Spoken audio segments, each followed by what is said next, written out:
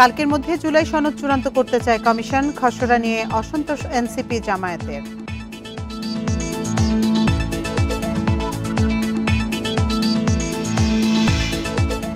জুলাই গণ অভ্যুত্থান স্মরণে ৩ আগস্ট শাহবাগে ছাত্রদলের সমাবেশ, এনসিপির অনুরোধে এই সিদ্ধান্ত।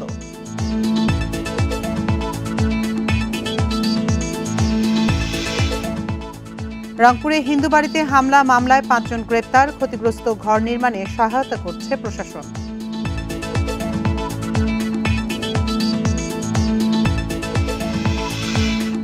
ছাত্রনেতা রিয়াদের বাসা থেকে 2,25 লাখ টাকার চেক উদ্ধার, টাকার উৎস জানায়নি পুলিশ।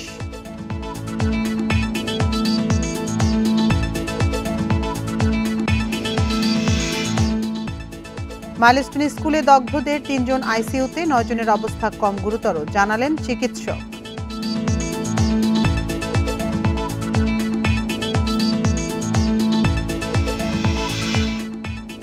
স্বাগত বিরতিহীন সংবাদ দুপুরে, আপনাদের সাথে আছি আমি আতিফা আঞ্জুমান। শিরোনাম শুনছিলেন এতক্ষণ, এবার চলে যাচ্ছি পুরো খবরে।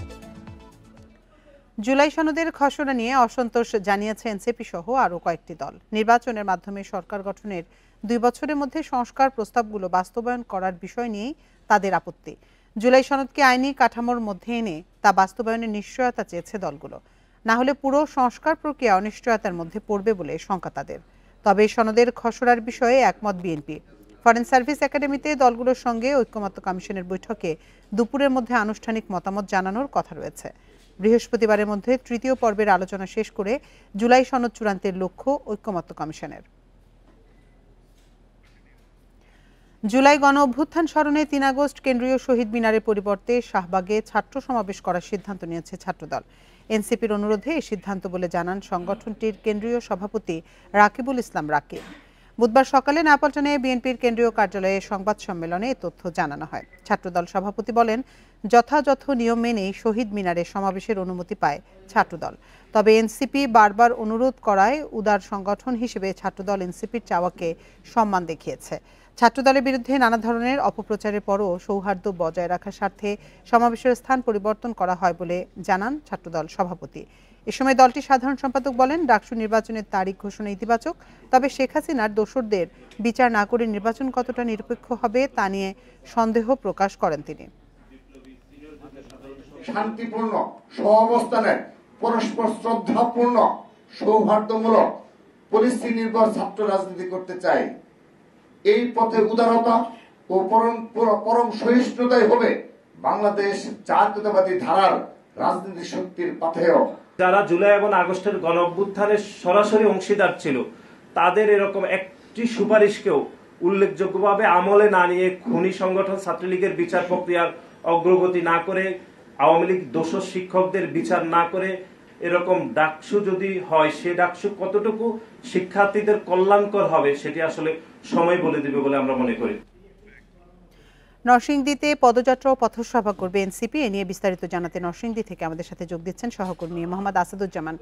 আসাদুজ্জামান, এনসিপির তো পদযাত্রা এবং পথসভা করার কথা রয়েছে, তো দলটির নেতাকর্মীরা নরসিংদীতে পৌঁছেছেন কিনা এবং কখন নাগাদ তাদের এই পথসভা অনুষ্ঠিত হবে?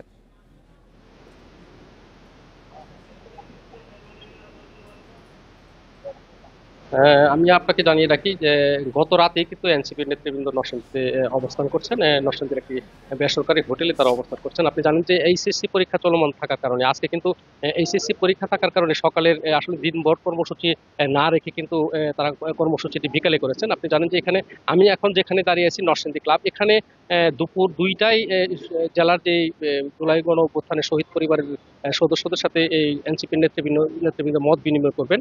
এই মত বিনিময় শেষে এখান থেকে তারা যাবেন ঢাকা সিলেট মহাসড়কের জেলখানা মোড়ে, সেখানে তারা জড়ো হয়ে সেখান থেকে পদযাত্রা কর্মসূচি শুরু করবেন এবং সেই পদযাত্রা কর্মসূচিটি আপনার কোর্ট রোড হয়ে সদর রোড হয়ে নরসিংদী পৌরসভার সামনে পৌরসভা চত্বরে গিয়ে যেই সমাবেশ স্থল আছে সেখানে তারা জড়ো হবেন এবং সেখানে সেই সমাবেশে তারা এনসিপির যে কেন্দ্রীয় নেতৃবৃন্দ তারা বক্তব্য দিবেন।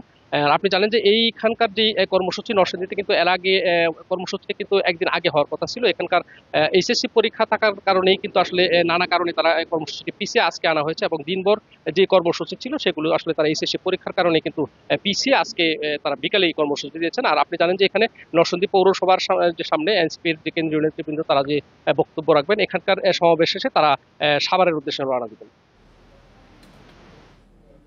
নরসিংদী থেকে সবশেষ তথ্য জানাচ্ছিলেন সহকর্মী মোহাম্মদ আসাদুজ্জামান। রায় জালিয়াতির মামলায় সাবেক প্রধান বিচারপতি এবিএম খায়রুল হককে 7 দিনের রিমান্ডে পাঠিয়েছে আদালত। সকালে Dhaka chief metropolitan magistrate Mohammad Sanaullah remand মঞ্জুর করেন। এর আগে খায়রুল হকে 10 দিন রিমান্ড চেয়ে আবেদন করে পুলিশ। গত বৃহস্পতিবার রাজধানীর ধানমন্ডিতে নিজের বাসা থেকে তাকে গ্রেপ্তার করা হয়। পরে যাত্রাবাড়ী থানায় দায়ের করা একটি হত্যা মামলায় তাকে কারাগারে পাঠানো হয়। এছাড়াও 24 আগস্টে রায় জালিয়াতির অভিযোগে আরও 3টি মামলা রয়েছে সাবেক প্রধান বিচারপতি খায়রুল হকের নামে।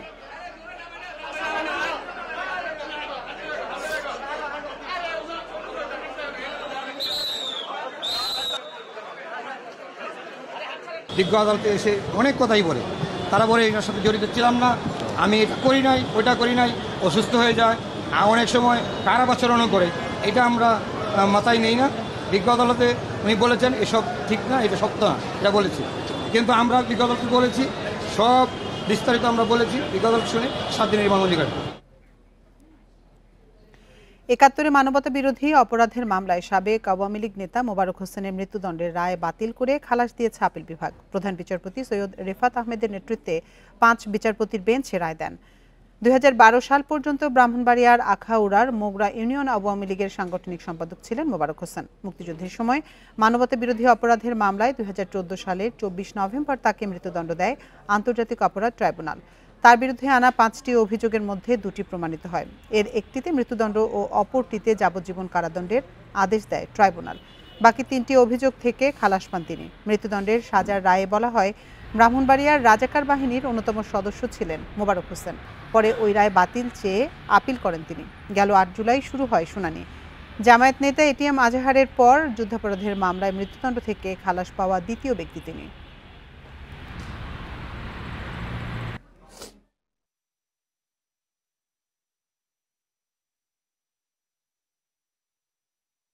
মানে দুটো চার্জের, একটা হলো charge 1 kidnapping and abduction of 33 persons and killing them, আর চার্জ নাম্বার 3 যেটা ওটাতে সেন্টেন্স ছিল ডেথ সেন্টেন্স, আর 3 নম্বর চার্জ যেটা ছিল এই 3 নম্বর চার্জে একজন নাম কি যেন আব্দুল খালেক, আব্দুল খালেক তাকে মেরে ফেলার তাকে খুন করার জন্য সেই চার্জ ছিল।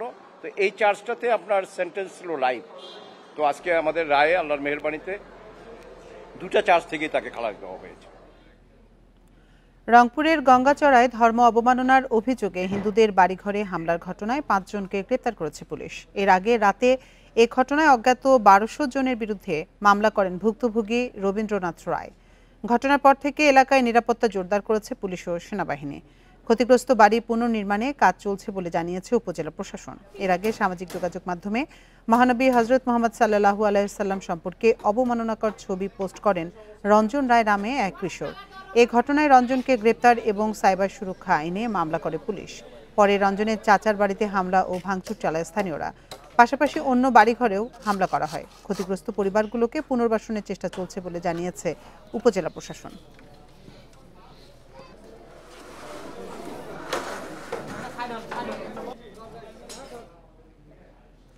এ নিয়ে বিস্তারিত জানাতে রংপুর থেকে আমাদের সাথে যোগ দিচ্ছেন সহকর্মী নজরুল ইসলাম। নজরুল, যে 5 জনকে গ্রেপ্তার করা হয়েছে তাদের বিরুদ্ধে পরবর্তী পদক্ষেপ কি নেওয়া হবে, তাদের কখন আদালতে তোলা হবে?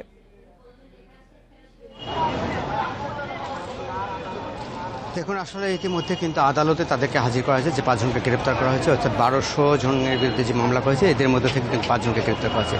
তারা আমরা দেখেছি যে এখন আদালত তাদেরকে নিয়ে আসছে। একটু পরে অর্থাৎ এজলাসে তোলা হবে, আদালতে যে বিচারকের কাঠগড়ায় বিচারকের এজলাস সেখানে তোলা হবে। কিন্তু এখানকার যিনি ইন্সপেক্টর রয়েছেন, আদালতের ইন্সপেক্টর, তিনি বলছেন যে তার যে 5 জনকে গ্রেপ্তার করা হয়েছে তাদেরকে অবশ্যই রিমান্ড চেয়ে আবেদন করবেন।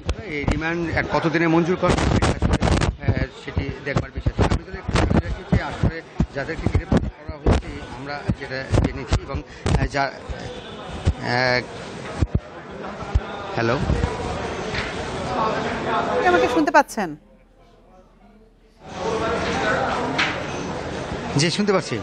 জি, যাদেরকে গ্রেপ্তার করা হয়েছে আমি যদি বলি, আশরাফুল, আতিক, সেলিম, ইয়াসিন এবং শাহিম মিয়াকে, এই 5 জনকে গ্রেপ্তার করা হয়েছে। 5 জনের বাড়ি আমরা যেটা জেনেছি যে লীলফাইমারি, রংপুর সহ বেশ কয়েকটি জায়গা থেকে, এবং তাদেরকে বিভিন্ন জায়গা থেকে গ্রেপ্তার করা হয়েছে অভিযান চালিয়ে, এবং সেনাবাহিনী, পুলিশ এবং বিজেপির একটি টিম কিন্তু এই অভিযানে তারা কিন্তু অংশগ্রহণ করেন। তবে আপনি জানেন যে গত শনিবার যে ঘটনাটি ঘটেছে, অর্থাৎ রংপুরের গঙ্গাছড়া উপজেলায় হিন্দু সম্প্রদায়ের বাড়িতে ভাঙচুরের যে ঘটনা ঘটেছে, 15টি বাড়ি ভাঙচুরের যে ঘটনা, এই ঘটনাকে কেন্দ্র করে আমরা দেখেছি যে সেখানে কিন্তু অতিরিক্ত পুলিশ এবং সেনাবাহিনীর লোক কিন্তু কাজ করছেন। আমরা দেখেছি যে অর্থাৎ বিভাগীয় কমিশনার সহ জেলা প্রশাসকের ঊর্ধ্বতন কর্মকর্তারা তারা কিন্তু গেছেন, এবং রাজনৈতিক নেতৃবৃন্দ সেখানে গেছেন, এবং সেখানে কিন্তু আমরা দেখেছি তাদেরকে আইনি সহায়তা, এবং এখন পর্যন্ত ওখানে সেনাবাহিনী এবং পুলিশ কিন্তু মোতায়েন রয়েছে। যেহেতু যেটি একটি বড় ঘটনা ঘটেছে, অর্থাৎ হযরত মুহাম্মদ সাল্লাল্লাহু আলাইহি ওয়াসাল্লামকে অপমান করে যে পোস্ট দেওয়া হয়েছে, এই পোস্টের পরিপ্রেক্ষিতে কিন্তু ওই দিন থেকে কিন্তু কিছু লোক সে বাড়িঘর ভাঙচুর করে। সেই ভাঙচুরের প্রতিবাদে কিন্তু আমরা দেখেছি যে আজ পর্যন্ত কিন্তু যে মামলাটি হয়েছে, মামলার সূত্র ধরে কিন্তু যে 5 ব্যক্তিকে গ্রেপ্তার করা হয়েছে, 5 ব্যক্তিকে এখন আদালতে হাজির করা হয়েছে। একটু পরে অর্থাৎ বিচারকেরা এজলাসে ওঠানো হবে, সেখানে কিন্তু অর্থাৎ রিমান্ড চাওয়া হবে। রিমান্ডের যে কতদিন মঞ্জুর হবে সেটা কিন্তু এখন পর্যন্ত স্পষ্ট নয়। রিমান্ড চেয়ে তাদের কাছ থেকে আসলে তথ্য নেওয়া হবে যে আসলে এই ঘটনার সাথে জড়িত ছিল, কারা কারা জড়িত ছিল, এবং কী কারণে করছে, এবং কেন ভাঙচুর করেছে, এবং তারা এই মামলাগুলো নিয়ে কিন্তু রিমান্ড চাওয়া হবে। এই ছিল আমার কাছে আসলে সর্বশেষ আদালত থেকে সংবাদ। রংপুর থেকে আদালত প্রাঙ্গণে সবশেষ তথ্য জানাচ্ছিলেন আমাদের সহকর্মী নজরুল ইসলাম। রাজধানী গুলশানে চাঁদাবাজির অভিযোগে গ্রেপ্তার বৈষম্য বিরোধী আন্দোলনের নেতা রিয়াদের বাসা থেকে 2,25,00,000 টাকার চেক উদ্ধার করেছে পুলিশ। এ ঘটনায় এখন পর্যন্ত গ্রেপ্তার রয়েছেন 5 জন। তবে চেকটি কে দিয়েছে সে বিষয়টি তদন্তের স্বার্থে প্রকাশ করেনি ডিএমপি। সকালে ডিএমপি মিডিয়া সেন্টারে ব্রিফিংয়ে এসব তথ্য জানান ডিএমপির মিডিয়া ও পাবলিক রিলেশনসের উপ পুলিশ কমিশনার মোহাম্মদ তালেবুর রহমান। এ সময় তিনি আরও জানান, চলতি বছর প্রতি মাসে গড়ে খুন হয়েছে 20টি, ছিনতাই 46টি ও 70টি চাঁদাবাজির ঘটনা ঘটেছে। এছাড়া গত 24 ঘন্টায় 186 জনকে গ্রেপ্তার করেছে পুলিশ। এর মধ্যে ছিনতাই, ডাকাতি ও হত্যা মামলার আসামি রয়েছেন। দেশের অপরাধের মাত্রা কমাতে ও সার্বিক পরিস্থিতি নিয়ন্ত্রণে পুলিশ মাঠে সতর্ক রয়েছে বলেও উল্লেখ করেন তিনি। একটা চেকের এখানে বিষয় আসছে 2,25,00,000 টাকার। এটা এই মামলায় যে গ্রেফতারকৃত রিয়াদ নামে একজন, আমরা অন্যান্য বিষয়গুলো তদন্ত করছি। এটা অব্যাহত আছে। কি কারণে তারা চাঁদা দিয়েছিল বা এক্ষেত্রে তাদের কোনো দুর্বলতা আছে কিনা সে বিষয়গুলো আমরা খতিয়ে দেখছি। মাইলস্টোন স্কুলে বিমান বিধ্বস্তের ঘটনায় প্রাণহানির সংখ্যা আবারও সংশোধন করেছে স্বাস্থ্য মন্ত্রণালয়। নতুন বিজ্ঞপ্তিতে বলা হয়েছে এ পর্যন্ত মৃত্যু হয়েছে মোট 34 জনের। এর আগে মৃতের সংখ্যা 35 বলে জানিয়েছিল কর্তৃপক্ষ। দগ্ধ হয়ে বার্ন ইনস্টিটিউটের আইসিইউতে এখনও চিকিৎসাধীন 3 জন, তাদের মধ্যে একজনকে রাখা হয়েছে লাইফ সাপোর্টে। এছাড়া 9 জনের অবস্থা অপেক্ষাকৃত কম গুরুতর হলেও ঝুঁকির বাইরে নন বলে জানান চিকিৎসক।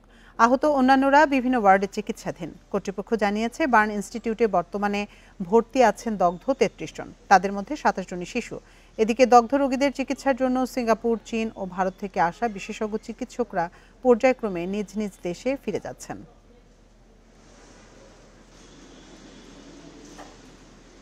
গোপালগঞ্জে এনসিপির সমাবেশকে কেন্দ্র করে সহিংসতার ঘটনায় আরও একটি মামলা হয়েছে। জেলা সদর থানায় সন্ত্রাস বিরোধী আইন এবং বিস্ফোরক দ্রব্য আইনের এই মামলায় আসামির সংখ্যা প্রায় 5,500। এ নিয়ে 16 জুলাই গোপালগঞ্জে হামলা ও সংঘর্ষের ঘটনায় মোট 13টি মামলা দায়ের হলো। গোপালগঞ্জ থানার ওসি মীর মোহাম্মদ সাজিদুর রহমান জানান, আসামিদের মধ্যে রয়েছে জেলা আওয়ামী লীগের সভাপতি মাহবুব আলী খান, সাবেক পৌর মেয়র শেখ রকিব হোসেন ও সদর উপজেলা আওয়ামী লীগের সভাপতি কাজী লিয়াকত আলী। বাকিরাও সবাই আওয়ামী লীগ ও সহযোগী সংগঠনের নেতাকর্মী বলে জানান তিনি। গত 16 জুলাই এনসিপির কর্মসূচিতে আওয়ামী লীগ ও সহযোগী সংগঠনের নেতাকর্মী ও সমর্থকরা হামলা চালান। এ সময় আইনশৃঙ্খলা রক্ষাকারী বাহিনীর সঙ্গে সংঘর্ষে 5 জন নিহত ও অর্ধশতাধিক ব্যক্তি আহত হন।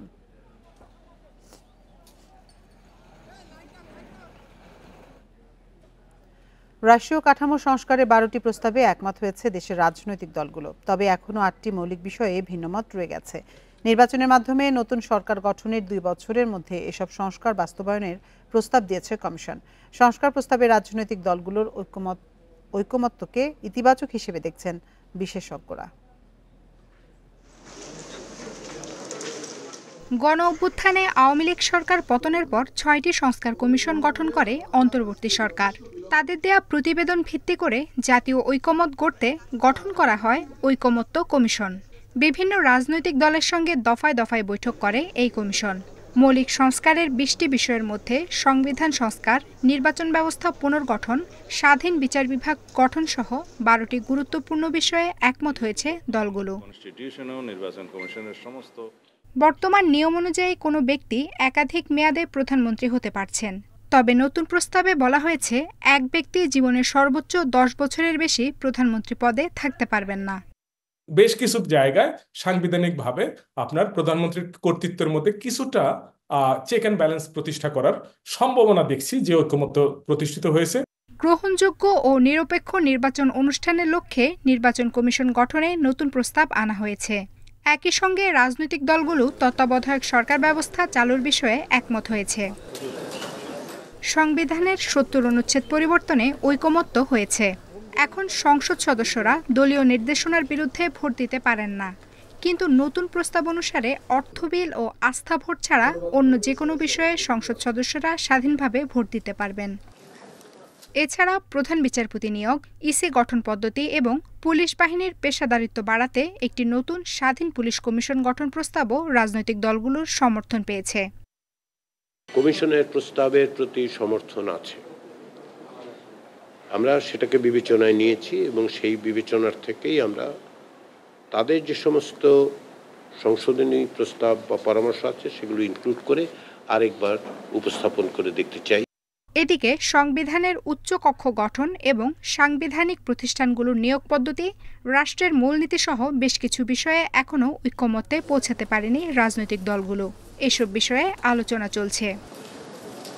আফসানা আফরোজ জুই, ইন্ডিপেন্ডেন্ট নিউজ, ঢাকা।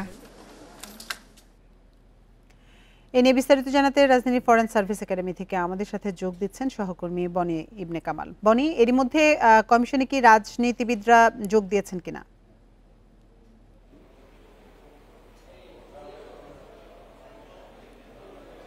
আমরা কিন্তু দেখতে পেয়েছি যে দুপুর ২টার সময় যেই সংলাপটি বা ঐকমত্য কমিশনের যে আলাপ আলোচনাটি শুরু হওয়ার কথা, সেটির কারণে এরই মধ্যে বিভিন্ন যে রাজনৈতিক দলের নেতারা রয়েছেন যারা এই বৈঠকটিতে বা এই আলোচনাটিতে অংশগ্রহণ করেন তারা আসতে শুরু করেছেন। আমরা কিছুক্ষণ আগেও দেখতে পেয়েছি জামাতের পক্ষ থেকে তাদের যিনি নেতা হাবিবুর রহমান আজাদ উনি এসেছেন, বিএনপির পক্ষ থেকে সালাউদ্দিন আহমেদ তিনিও এসেছেন, এছাড়াও অন্যান্য যে দলগুলো রয়েছে বাম ঘরানার দলগুলো সেগুলো থেকেও অনেকেই কিন্তু এসে পৌঁছেছেন। আমরা এখন পর্যন্ত এমনটি দেখতে পেয়েছি। আজকে মূলত যে বিষয়গুলো নিয়ে কথা হবে সেটা হচ্ছে গত ২৮ তারিখে কিন্তু এই যে রাজনৈতিক দলগুলোকে ৪ পাতার একটি খসড়া প্রস্তাব, জুলাই সনদের একটি খসড়া জাতীয় প্রস্তাব যেটি, সেই প্রস্তাবনাটি দেওয়া হয়েছে, সেইটি নিয়ে আজকে আসলে রাজনৈতিক দলগুলোর যে মতামত সেই মতামতগুলো তারা জানাবেন এবং সেই মতামতের ভিত্তিতে হয়তো তাদের সঙ্গে আবার আলোচনা হওয়ার সম্ভাবনা রয়েছে বলে আমরা এখন পর্যন্ত জানতে পেরেছি। তবে মূল বিষয় যেটি হচ্ছে যে এই যে রাজনৈতিক দলগুলোর সঙ্গে দীর্ঘ ৬ মাস ধরে যে আলাপ আলোচনা চলছে, এর মধ্যে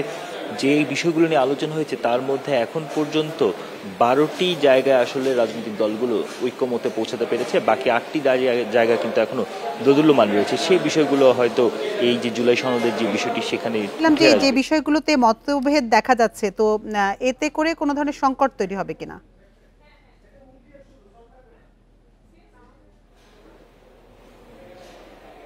নিশ্চয়ই এখন যে বিষয়গুলোর মধ্যে রয়েছে এর মধ্যে খুব গুরুত্বপূর্ণ একটি বিষয় রয়েছে জাতীয় সংসদের যে উচ্চকক্ষ সেটির ফাংশনাল কী হবে, সেটি কীভাবে নির্বাচিত হবে সেই বিষয় নিয়ে এখনও ঐকমত্যে পৌঁছানো যায়নি। পাশাপাশি সংবিধান এবং সংবিধিবদ্ধ যে প্রতিষ্ঠান রয়েছে ৪ প্রতিষ্ঠানের নিয়োগ প্রক্রিয়া কী হবে সেই বিষয়ে এখনও ঐকমত্যে পৌঁছানো যায়নি।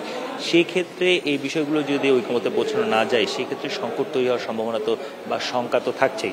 তবে এখন পর্যন্ত আমরা কমিশনের যারা রয়েছেন তাদের সঙ্গে, অর্থাৎ কমিশনের যারা সদস্য রয়েছেন, কমিশনের সহসভাপতি অধ্যাপক আলী স্যার, তাদের সঙ্গে যখন আমরা কথা বলেছি তখন কিন্তু তারা বলছেন যে আসলে সবার সঙ্গে একটি সম্মতিক্রমে জুলাই সনদ তৈরির জন্য সর্বোচ্চ যতটুকু করা দরকার এবং রাজনৈতিক দলগুলো যতটুকু ছাড় দেওয়া দরকার সেই জায়গায় তারা আহ্বান জানিয়ে যাচ্ছেন। রাজধানী ফরেন সার্ভিস একাডেমি থেকে জানাচ্ছিলেন সহকর্মী বনি ইবনে কামাল। জুলাই আগস্ট গণ অভ্যুত্থানের শোক ও বিজয়ের প্রথম বর্ষপূর্তি উপলক্ষে সাভারের শ্রীপুরে স্মরণ সভা আয়োজন করেছে ঢাকা জেলা বিএনপি। এ নিয়ে বিস্তারিত জানাতে আমাদের সাথে যোগ দিচ্ছেন সহকর্মী তানভীর আহমেদ। স্মরণ সভা আয়োজন করেছে ঢাকা জেলা বিএনপি। এই স্মরণ সভায় কেন্দ্রীয় নেতারা কারা কারা যোগ দিয়েছেন সেখানকার সার্বিক নিরাপত্তা ব্যবস্থা কেমন দেখছেন আমাদের জানাবেন।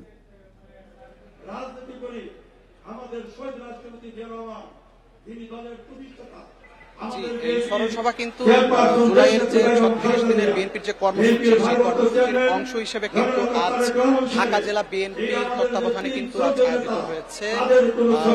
আয়োজিত হয়েছে একটি স্মরণ সভা। এবং এই স্মরণ সভায় কিন্তু নারকীয় আশুলিয়ার স্মরণে একটি কিন্তু এই স্মরণ সভার আয়োজন করা হয়েছে। এবং স্মরণ সভা আপনারা দেখতে পাচ্ছেন যে আশুলিয়াতে ৬ জন মার্ডারের যে একটি ডেমো, সেই ডেমো কিন্তু এখানে তৈরি করা হয়েছে। পাশাপাশি এখানে আজ বিএনপি মহাসচিব মির্জা ফখরুল ইসলাম আলমগীর কিন্তু উপস্থিত হবেন। তার কিন্তু বিকেল ৩টায় এখানে উপস্থিত হওয়ার কথা রয়েছে। পাশাপাশি ভার্চুয়ালি যুক্ত থাকবেন বিএনপির ভারপ্রাপ্ত মহাসচিব তারেক রহমান। এখন পর্যন্ত কিন্তু আনুষ্ঠানিকভাবে এই অনুষ্ঠান শুরু হয়নি, তবে কিছুক্ষণের মধ্যেই কিন্তু আনুষ্ঠানিকভাবে কোরআন তেলাওয়াতের মাধ্যমে কার্যক্রম শুরু হবে। এবং এই অনুষ্ঠানে কিন্তু আশুলিয়াতে যে ১১ জন ছাত্র জনতা শহীদ হয়েছেন তাদের পরিবারের সদস্যরাও কিন্তু এখানে এসে উপস্থিত হয়েছেন। পাশাপাশি বিএনপির কেন্দ্রীয় যে নেতাকর্মী তাদের পাশাপাশি সাভারের যে স্থানীয় নেতাকর্মী তারাও কিন্তু এখানে উপস্থিত রয়েছেন। এই অনুষ্ঠানের কিন্তু প্রধান অতিথি হিসেবে তারেক রহমান ভার্চুয়ালি বক্তব্য দেবেন এবং তিনি কিন্তু শহীদ পরিবারের সদস্যদের সঙ্গে কথা বলবেন। পাশাপাশি আহত যারা রয়েছেন তাদের পরিবারের সদস্যদের সঙ্গে কথা বলবেন। পাশাপাশি আজকের অনুষ্ঠানের শিরোনাম কিন্তু নারকীয় আশুলিয়া স্মরণে। আপনারা জানেন যে আশুলিয়াতে কিন্তু সর্বমোট ১১ জন ছাত্র জনতা শহীদ হয়েছে এবং আশুলিয়ায় থানার সামনে পুলিশ কর্তৃক ৬ জন নিরীহ ছাত্র জনতাকে কিন্তু পুড়িয়ে মারা হয়েছে। এবং এই বিষয়টি কিন্তু পুরো বিশ্বে একটি আলোড়ন সৃষ্টি করেছে এবং যার কারণে কিন্তু আজকের অনুষ্ঠানের শিরোনাম নির্ধারিত হয়েছে নারকীয় আশুলিয়া স্মরণে। এবং এই যারা শহীদ তাদের পরিবারের সদস্যরা কিন্তু এখানে আজ উপস্থিত হয়েছেন। পাশাপাশি আপনারা দেখতে পাচ্ছেন যে হাজার হাজার মানুষ কিন্তু এখানে উপস্থিত হয়েছেন। এরা কিন্তু আজ এই অনুষ্ঠানে যারা বিএনপি নেতাকর্মী তাদের পাশাপাশি সাধারণ মানুষের অনেকেই এখানে উপস্থিত হয়েছেন এবং তাদের কাছ থেকে আমরা যেটি শোনার চেষ্টা করেছি বিভিন্ন বিষয়ে। এবং তারা যেটি জানিয়েছেন যে শহীদ পরিবারের যারা সদস্য রয়েছেন তাদের সঙ্গে তারা দেখা করার জন্য কিন্তু অনেকটা উৎসাহ নিয়ে এখানে উপস্থিত হয়েছেন। এবং আমি পরবর্তী সংবাদে জানানোর চেষ্টা করব আজকের অনুষ্ঠানের বাকি বিষয়।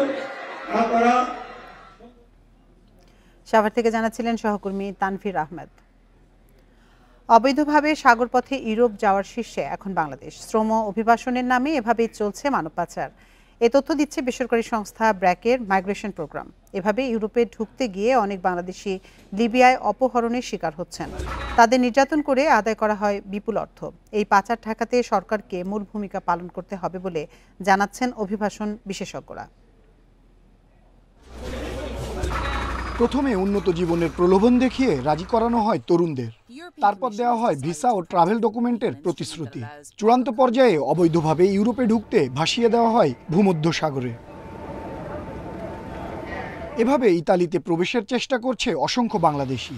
চলতি বছরের প্রথম ৬ মাসে অন্তত ৯,৭৩৫ জন ঢুকেছেন দেশটিতে। তবে বেশিরভাগই লিবিয়ার বিভিন্ন ক্যাম্পে বন্দী হয়ে শারীরিক নির্যাতনের শিকার হন। তাদের জিম্মি করে পরিবারের কাছ থেকে নেওয়া হয় বিপুল অর্থ। শুধু ইতালিই নয়, অবৈধভাবে মানব পাচার হচ্ছে মধ্যপ্রাচ্যের অনেক দেশেও। বিদেশে পাড়ি জমানোর ব্যাপারে তাই সতর্ক হওয়ার পরামর্শ অভিবাসন বিশেষজ্ঞদের। বলেন, পাচার ঠেকাতে সমন্বিত উদ্যোগ দরকার। এজন্য মূল ভূমিকা নিতে হবে সরকারকেই। সৎভাবে যাওয়া, সত্য পথটাকে অনুসরণ করা, সেটির জন্য তাদের সচেতনতা বাড়াতে হবে। সেটা সরকারের দিক থেকে উদ্যোগটা থাকা দরকার, যে দুটো মন্ত্রণালয়ের কথা বললাম, পাশাপাশি তথ্য মন্ত্রণালয় একটা সমন্বিত উদ্যোগ দরকার। এবং বিভিন্নভাবে গণমাধ্যম হোক, ফোনের মাধ্যমে হোক, বিভিন্নভাবে সচেতনতা সৃষ্টি করা যেতে পারে এবং সেটা ধারাবাহিকভাবে কয়েক বছর ধরে চলমান রাখতে হবে। বিশেষজ্ঞরা আরো বলছেন, সাব এজেন্টদেরও লাইসেন্সের আওতায় আনা গেলে অবৈধ অভিবাসনের মাধ্যমে মানব পাচারের হার কমবে।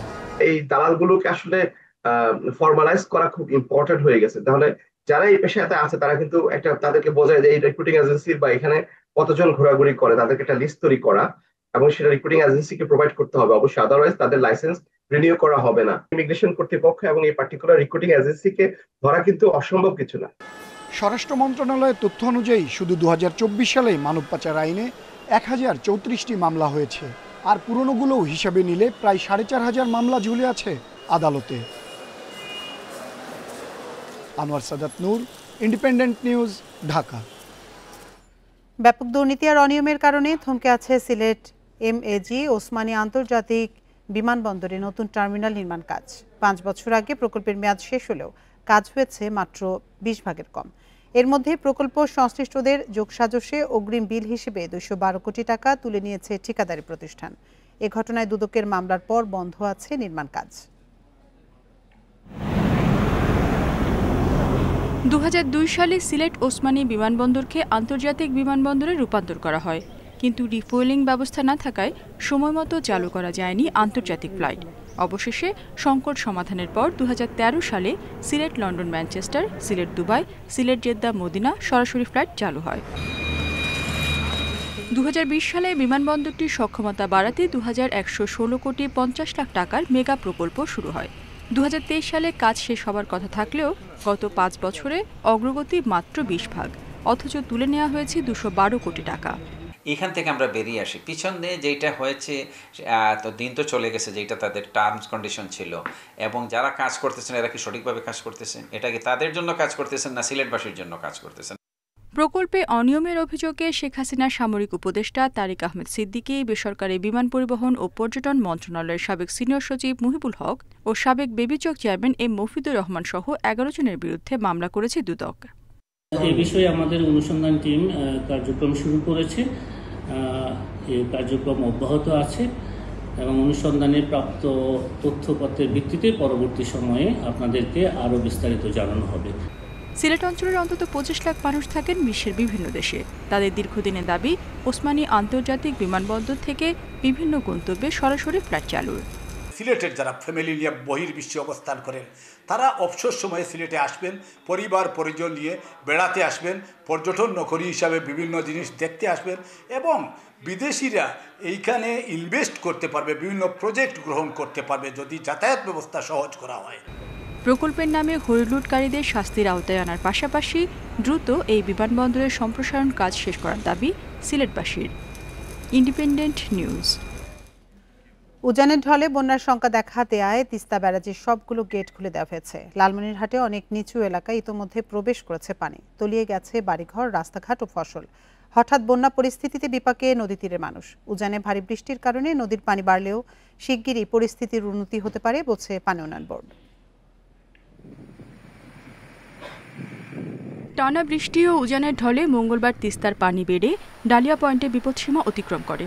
পরিস্থিতি সামলাতে রাতে তিস্তা ব্যারেজে 44টি গেটের সবকটি খুলে দেওয়া হয়।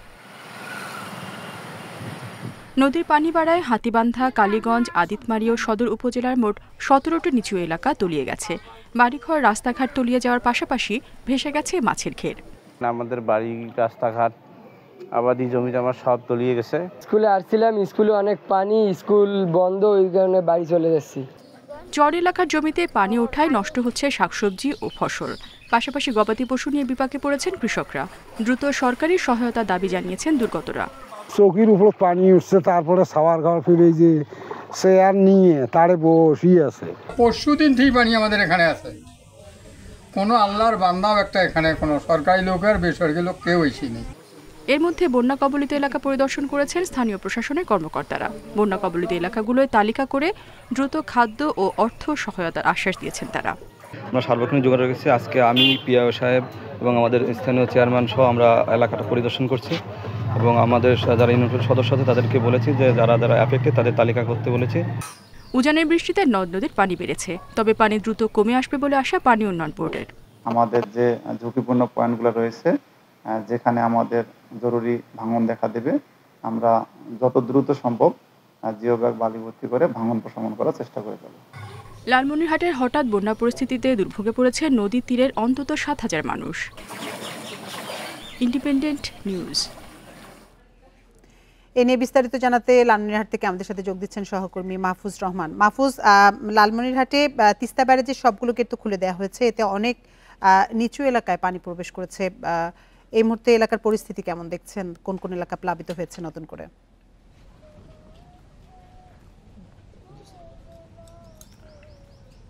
দেখুন, তিস্তা পানি কিন্তু গতকাল সন্ধ্যা থেকে পানি কিন্তু ক্রমেই বেড়ে চলছে। আমরা সকাল 9টায় যে খবর পেয়েছি, তিস্তা ব্যারেজের 44টি গেট খোলা ছিল, সেখানে পানি পরিমাপ করা হয়েছে বিপদসীমার মধ্যে। পরবর্তীতে সকাল 9টায় পানি বেড়ে সেটি দাঁড়ায় 5 সেন্টিমিটার নিচে, তার পরবর্তীতে দেখা যাচ্ছে যে 8 সেন্টিমিটার নিচে।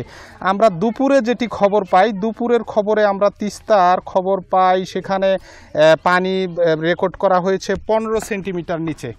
অর্থাৎ 15 সেন্টিমিটার নিচে হওয়াতে তিস্তার তীরবর্তী যে নিম্নাঞ্চল আছে পানিতে টুইটুম্বুর হয়ে গেছে। সেখানকার বাড়িঘর, বিভিন্ন স্থাপনা সহ স্কুল কলেজ, সেগুলোতে কিন্তু পানির পরিমাণ বেড়ে গেছে এবং সেখানে কিন্তু প্রচুর পরিমাণ পানি ঢুকে যাওয়ার ফলে কিন্তু তিস্তার তীরবর্তী যে নিম্নাঞ্চল আছে সেখানকার মানুষ দুর্বিষহ জীবনযাপন করছে। তাদের ঘরে পানি ঢুকে গেছে, তাদের গৃহপালিত পশু যেগুলো আছে সেগুলো খাবারের জন্য অতিষ্ঠ হয়ে গেছে। তাদের ঘরে, অনেকের ঘরে রান্না করার মতো সুযোগ নেই, চুলো পর্যন্ত পানি ডুবে গেছে এবং থাকার মতো সুযোগ নেই, সেখানে ঘর অবধি, বিছানা অবধি পানি আছে। আমরা এই বিষয়টি নিয়ে দেখেছি যে প্রশাসনের পক্ষ থেকে প্রশাসনের কর্তারা, অর্থাৎ উপজেলা নির্বাহী কর্মকর্তা, জেলা প্রশাসক, তারা বিভিন্ন পয়েন্টে গিয়েছেন এবং বানভাসী যারা আছেন তাদের সাথে কথা বলেছেন। আমরা এখন পর্যন্ত জেলা ত্রাণ কর্মকর্তা সূত্রে যেমনটি জেনেছি, প্রায় এখানে কিন্তু 200 মেট্রিক টন বরাদ্দ দেওয়া হয়েছে, খাদ্য বরাদ্দ দেওয়া হয়েছে, পাশাপাশি সেখানে নগদ টাকা দেওয়া হয়েছে। আমরা কথা বলেছি, কিছুক্ষণ আগে কথা বলেছিলাম লালমনিরহাট জেলা প্রশাসক HM রকিব হায়দারের সাথে। তিনি আমাকে যেমনটি জানিয়েছেন যে লালমনিরহাটে কিন্তু বরাদ্দ দেওয়া হয়েছে এবং যে আশ্রয় কেন্দ্রগুলো আছে সেগুলোকে প্রস্তুত করা হয়েছে এবং যদি কেউ কোনো কিছু না পায়, অর্থাৎ তাদের বিষয় যদি প্রশাসন না জেনেও থাকে, তাদেরকে বলা হয়েছে, জেলা প্রশাসনের পক্ষ থেকে তাদেরকে জানানোর কথা বলা হয়েছে। তারা সর্বোচ্চ প্রস্তুতি নিয়েছেন, কিন্তু দুর্ভোগ চরমে আছে। এখন পর্যন্ত পানি কমার সম্ভাবনা নেই, তবে সন্ধ্যার দিকে পানি কমবে বলে ধারণা করা হচ্ছে, জানিয়েছে পানি উন্নয়ন বোর্ড। এই ছিল লালমনিরহাটের বন্যার সর্বশেষ। লালমনিরহাট থেকে বন্যা পরিস্থিতির সবশেষ তথ্য জানাচ্ছিলেন সহকর্মী মাহফুজ রহমান। চাঁপাইনবাবগঞ্জে পদ্মার ভাঙনে মারাত্মক ঝুঁকিতে বাংলাদেশ ভারত সীমান্ত এলাকা। নদীগর্ভে চলে যেতে পারে নো ম্যানস ল্যান্ড ও বিজিবি ক্যাম্প সহ বিভিন্ন স্থাপনা। এতে দেশের নিরাপত্তা ও সার্বভৌমত্ব হুমকির মুখে পড়ার শঙ্কা করছেন স্থানীয়রা। ভাঙন ঠেকাতে স্থায়ী বাঁধ নির্মাণের দাবি তাদের।